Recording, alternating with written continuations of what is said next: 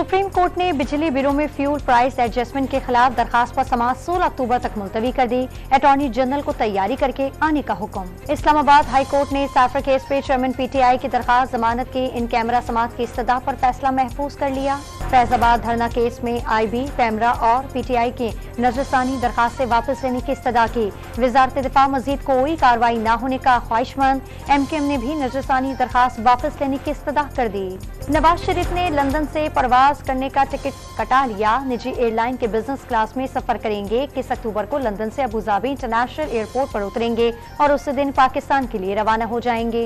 ANP का खैबर पख्तूनख्वा में हल्का बंदियों के खिलाफ अदालत से रुजू करने का ऐलान। असम्बलियों में सीटें कम कर दी गयी। समर बिलोर का इल्जाम। K4 मंसूबा मुकम्मल फंड न मिलने की वजह से ताखीर का शिकार हुआ। कराची में 15,000 बसों की जरूरत है। शहर की तरक्की के लिए $10 अरब दरकार हैं। निगरां वजीर सनत और तिजारत यूनुस ढागा का तकरीब से खिताब। सिंध में 50,000 से जायद मुल्जिमान मफरूर होने का इंकशाफ। सिंध हाई कोर्ट का मुल्जिमान के शनाख्ती कार्ड और बैंक अकाउंट ब्लॉक करने का हुक्म। इस्लामाबाद की इंसदाद दहशतगर्दी अदालत ने भारतीय खुफिया एजेंसी रॉ की सहूलतकारी के केस में 2 मुल्जिमान का 7 रोजा जिस्मानी रिमांड मंजूर कर लिया।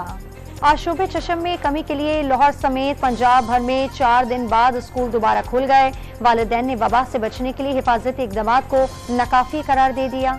4 सदा में 1 साल से किराया न मिलने पर इमारत के मालिक ने सरकारी स्कूल को ताला लगा दिया। आला हुकाम से कई मरतबा राब्ता किया, मसला हल नहीं हुआ, मालिक का दावा।